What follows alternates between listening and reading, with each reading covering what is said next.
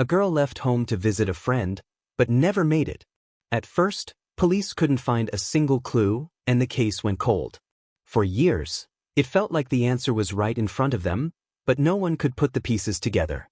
Decades passed, until one day everything changed, and the truth came out in a way no one expected.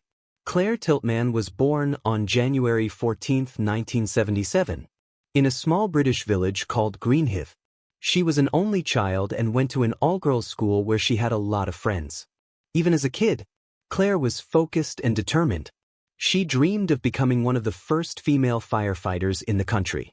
In high school, she even volunteered at charity events organized by the local fire department, helping out however she could.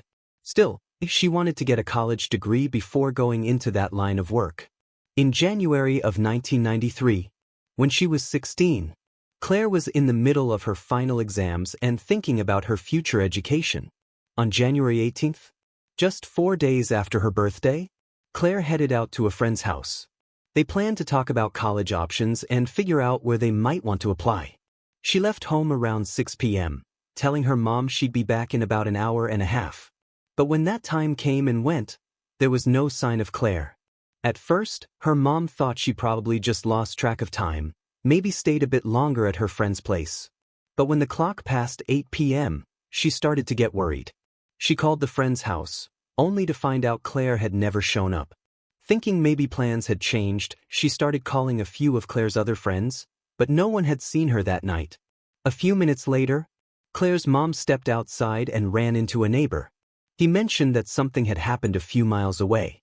There were ambulances and a bunch of police cars at the scene. Claire's mom was really starting to worry, so she went straight to the local police station to report her daughter missing. She gave them a full description, but instead of taking her report, the officers told her to go home. They said there'd been some kind of incident and that someone would come by to explain everything soon. A little while later, police showed up at her door and gave her the news no parent ever wants to hear. Her daughter had been found dead just hours earlier. Earlier that evening, 2 men had been driving down a road that connected a few nearby towns. As they passed by some houses, they noticed a girl kneeling on the roadside and pulled over to check on her. The moment they got a closer look, they knew something was seriously wrong. She was struggling to breathe and looked totally out of it.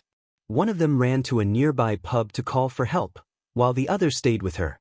At first, he thought maybe she'd been hit by a car, since she was so close to the road. He tried to comfort her, but her condition quickly got worse. Within minutes, she stopped breathing altogether, and by the time paramedics arrived, it was already too late. Her body was taken to the medical examiner, and the results were brutal. She had been stabbed 9 times, likely with a large knife, but there were no signs of sexual assault. Meanwhile, police began examining the scene and quickly figured out where the attack had happened.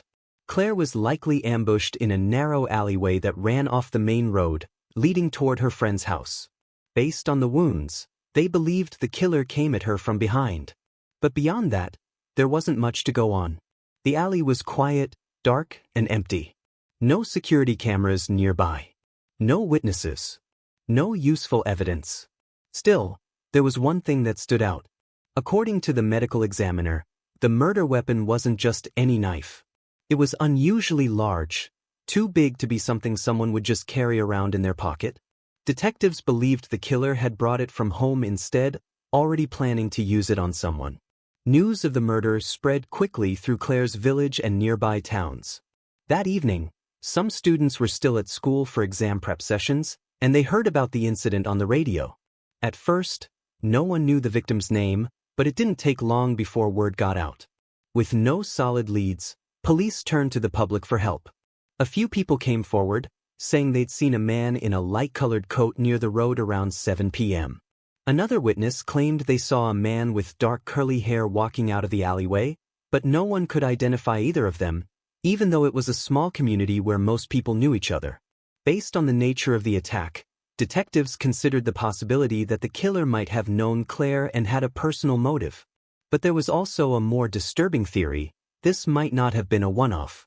They feared they could be dealing with a serial offender. In December 1988, 4 years before Claire's murder, A 27-year-old woman was attacked by an unknown man while walking home from work. Armed with a gun and a knife, he kidnapped her and drove out of town, where he tried to assault her. Then, he stabbed her 5 times and left her there, apparently thinking she was dead. But somehow, she survived. Despite her injuries and the freezing cold, she managed to crawl to a nearby road, where she was eventually found by a group of workers. She spent 9 days in intensive care, and doctors were able to save her life.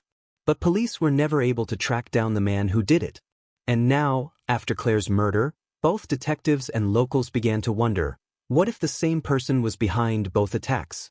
A few days later, Claire's funeral was held and hundreds of people from the community showed up. Just before that, her parents spoke with reporters and shared that they believed the killer might visit the ceremony.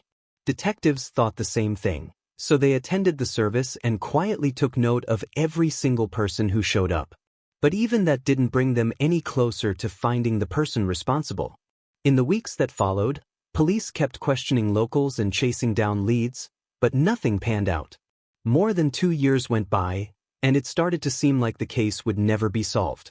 People slowly stopped talking about what happened to Claire, until one day, everything changed. On October 17, 1995, a local woman was walking home from work when she was attacked by a man just a few hundred yards from where Claire had been stabbed. The attacker hit her with a knife, and when she fell and screamed, he just took off running. Despite her injuries, the woman survived, but once again, detectives hit a dead end. Since the attacker came from behind, she hadn't seen his face or noticed any clear features. Still, this time, police caught a break. A witness came forward and said they'd seen a white Ford nearby with some pretty noticeable modifications.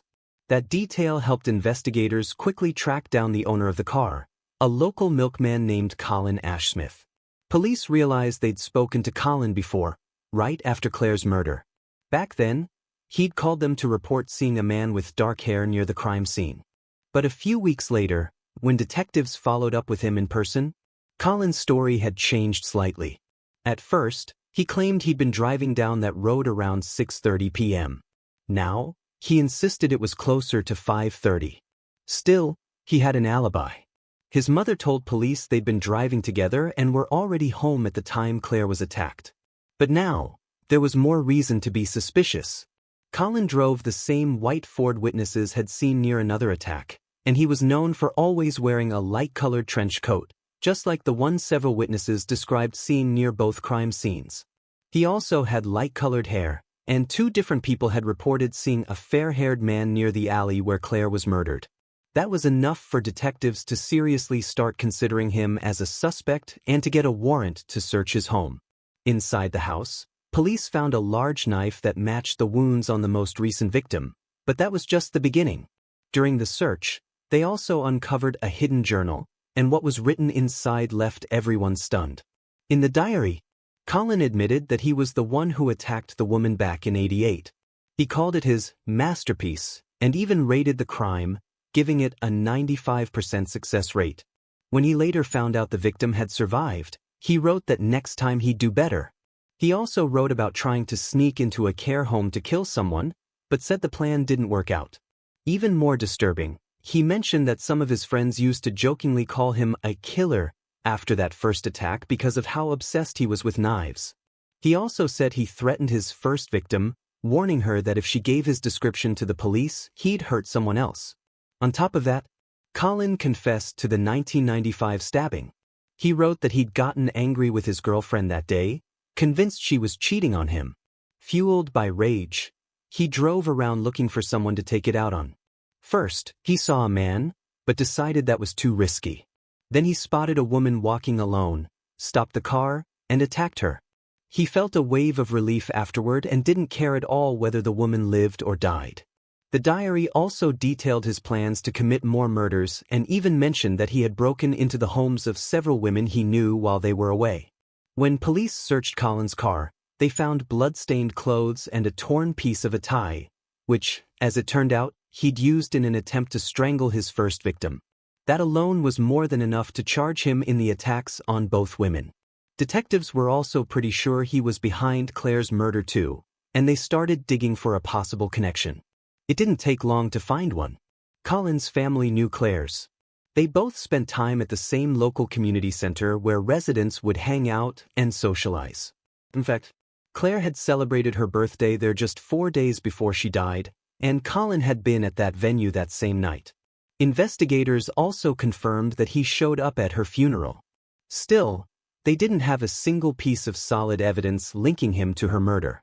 While Colin sat behind bars, detectives questioned him, but he denied everything. He did, however, offer up a theory. According to him, the killer might have been a guy who used to play pool with Claire at the community center. Colin said the guy left town shortly after the murder, and that the last time he saw him was at Claire's funeral. Police tracked the man down, but he didn't match any of the witness descriptions of the person seen near the crime scene. Colin, on the other hand, was a perfect match, but they still didn't have enough to make it stick. In the end, Colin was only charged in connection with the two attacks from '88 and '95.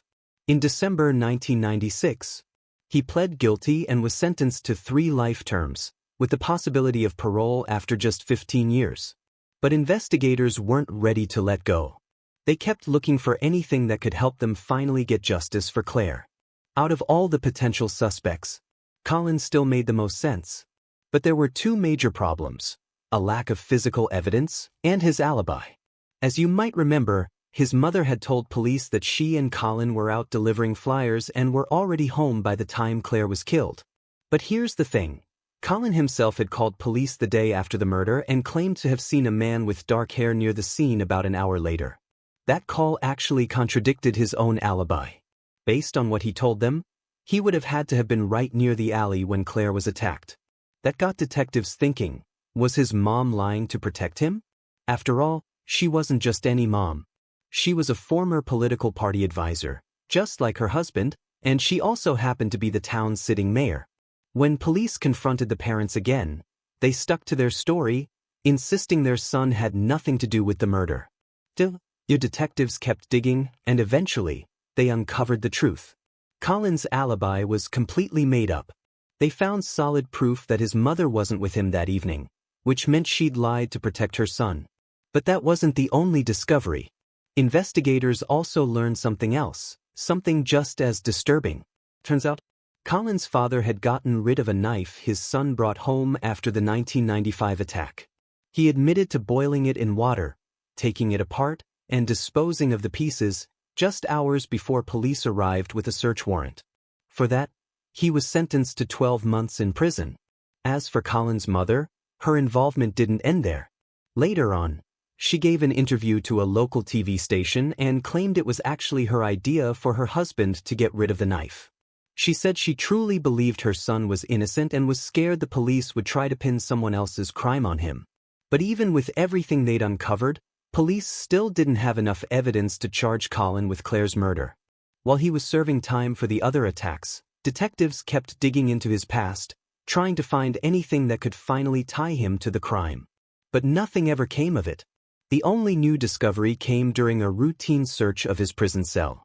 Officers found several disturbing notes, filled with twisted and graphic fantasies about women he knew. Just like the pages from his old diary, they painted a deeply unsettling picture of his mindset. With no solid leads in Claire's case, investigators also looked at other potential suspects. One was a local man who had killed his own mother in 1994. After the murder, he left behind a note saying she had started to suspect him of being the one who murdered Claire. Another suspect was serial killer Robert Napper. He was convicted of killing 3 people, but detectives couldn't find any concrete link between him and Claire's case. From that point on, the investigation basically came to a standstill.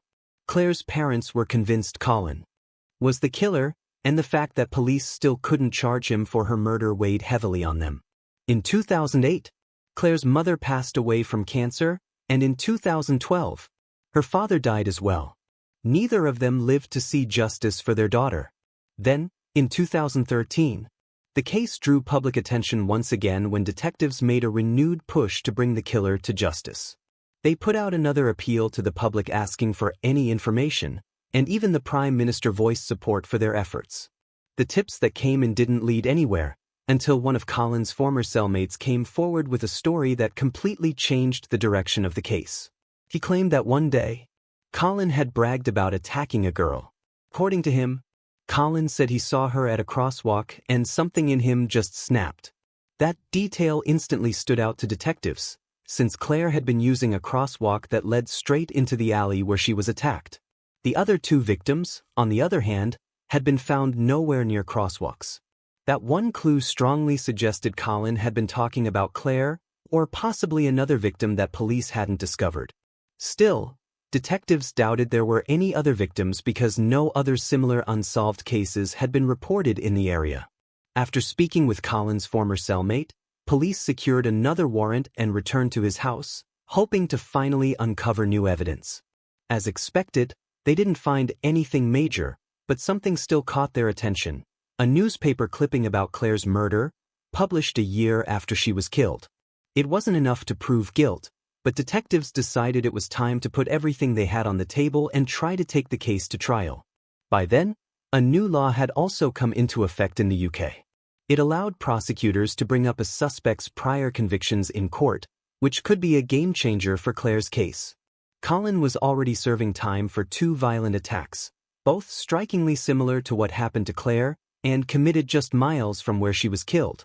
Now, on top of that, investigators had testimony from his former cellmate and solid proof that Colin's alibi had been faked. That was finally enough for prosecutors to move forward. On February 12, 2014, detectives announced that Colin had been officially charged with Claire's murder. The timing was no coincidence. It happened on the very same day his first parole hearing was scheduled. Instead of walking free, he stayed behind bars, and prosecutors began preparing for trial. It took nearly a year for the case to go to court. Colin pleaded not guilty, but by then, he had already admitted to attacking 2 other women, and this time, he revealed even more disturbing details. He said he started sneaking out of the house at night when he was around 19 or 20. He'd take a knife with him and wander the streets, hoping to run into someone he could kill. According to Colin, it was all about feeling powerful, feeling like he had control over someone else, because he didn't want to be seen as weak. His ex-girlfriend also testified, saying Colin started acting really strange right after Claire was murdered. At the time, she just figured he was shaken up like everyone else in town. But looking back, she realized there was more to it. When Colin was asked how he felt about women in general, he said he both loved and hated them. He admitted he struggled with low self-esteem and constantly felt worthless, which made it hard for him to trust anyone, especially women. He also revealed that he kept a collection of 20 to 30 knives at home, along with a crossbow and a few air rifles. And apparently his parents were well aware of it. Colin even admitted that he never left the house without a knife. But when it was time for his former cellmate to testify, the prosecution hit an unexpected snag. The man said he couldn't clearly remember what Colin had told him and admitted he might have been confusing the conversation with someone else. Still, he did share one strange detail. He and the other inmates used to joke about how Colin had stabbed his victims multiple times but somehow missed all their vital organs.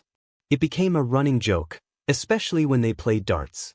The trial also took a sudden, heartbreaking turn when Claire's cousin suffered a heart attack during one of the sessions and had to be rushed to the hospital. Later on, the prosecution called a former mayor to the stand, and he shared something interesting about Colin's mother. At the time, she was a local counselor and, because of her position, she managed to attend a closed police briefing. She repeatedly pressed detectives for information about a car seen near the crime scene and demanded to know every detail.